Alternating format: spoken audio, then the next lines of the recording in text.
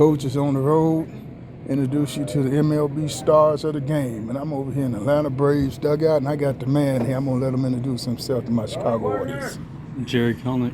Where you from, Jerry? Waukesha, Wisconsin. Wisconsin? Oh, you just right up the road, huh? Yeah, it's about 2 hours. Okay, so we're taking our youngsters behind the scenes of what it's like being a Major League ball player. You know, I used to coach college baseball, scouted for 5 Major League teams. Every kid's dream to be in the big leagues. You're in the big leagues. What they feeling like? I mean, it's a dream come true. You know, I put in a ton of work when I was young, and you know, ever since I got here, the work has only gotten more. So to be able to instill the skill of working extremely hard when I was young has gotten me to where I am today. And you know, most kids think you guys get drafted, you're in the big leagues the next day. They don't understand the dues you guys got to pay. Yeah. After you get drafted, you got to make your way up through the minor leagues, and it's a grind. But honestly, if it's what you love, it makes it all worth it in the end. What about them long bus rides? Long bus rides, yeah. You really get to the guys you play with. It becomes kind of a brotherhood because you're going through it together, and that's when you establish like real friendships, and so you just embrace it. And I hear about some Motel 6s and some of them hotels. Oh yeah. You're definitely not staying at the Ritz in the minor leagues, but you know, like I said, it's a grind, but it's all worth it in the end. You work your tail off and get to the big leagues. So what about that emotional roller coaster? I mean, have you faced some days where you just... Sure, yeah. I mean, playing every day, I mean, the game is tough.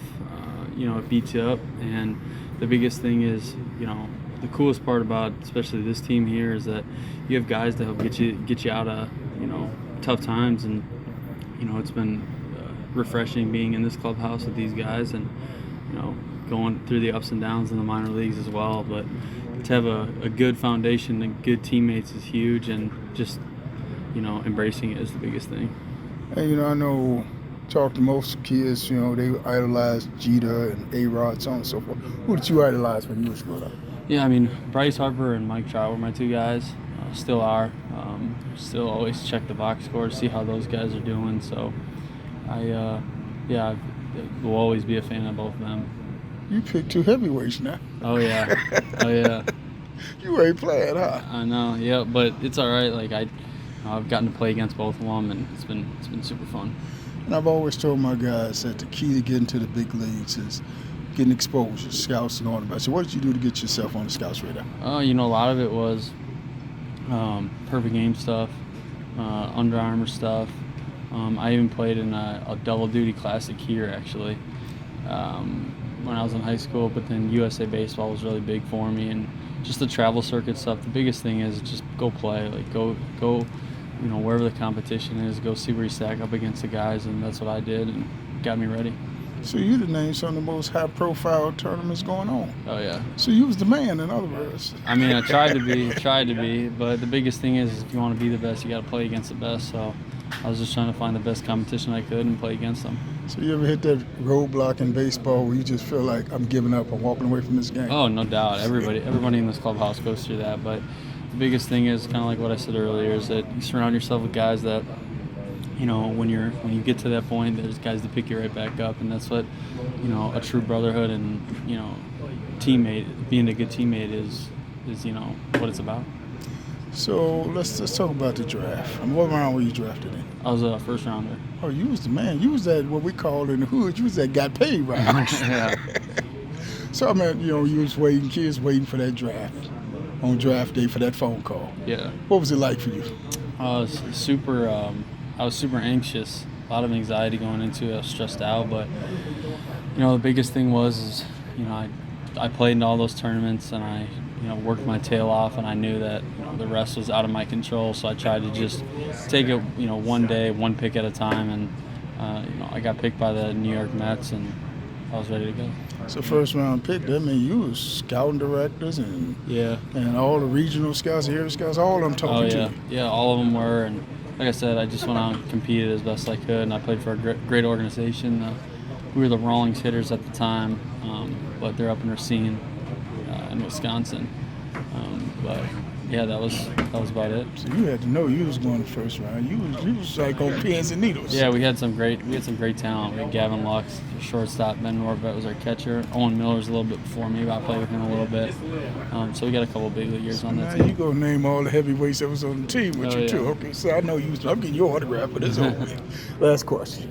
Every kid's dreaming of playing in the big leagues. Get that call that you're going up to the big leagues. Walk in the locker room for the first time. See your uniform hanging up. What's that feeling like? I mean, truly, there's nothing that can really put it into words. I consider myself extremely blessed and lucky to be able to put on a uniform that represents a major league team.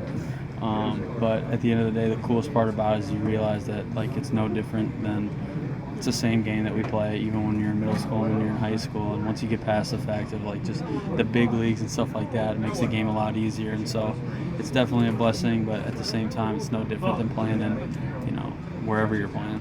Did you cry? Oh yeah. Oh, okay. So I finally got somebody to admit it. Mama cry. Yeah. Oh yeah. Coach on the road with the man. Awesome. Appreciate it. Thanks a lot. Yeah, thank you. What's a little update on our League of Our Own? League of Our Own is coming great. We still got spots open for players. We're looking in May to have a big turnout with trials as players end their college seasons and they're looking for someplace to continue playing baseball. As guys finish high school and find out they don't have a college to go to and they want to continue playing baseball, the League of Our Own is going to be standing there with its doors open, looking to develop ball players, give ball players an opportunity to continue playing baseball, give our ball players a chance to let their talent be seen in Major League Scouts and overseas market. And we're looking forward to it. We cut the games down to 30 games in 30 days, starting off as opposed to 50 games in 50 days, which allowed us to reduce the fee, so you save some money. We're looking forward to it. We got 4 teams right now with prepared to go to 6 teams if we get an overwhelming response. We got Foster Chicago Elite Giants. We got the Sam Allen Monarchs, Satchel Paige All-Stars, Dick Allen Hitmen. So but again, if you want some more information regarding that, go to www.ALOOO247.com.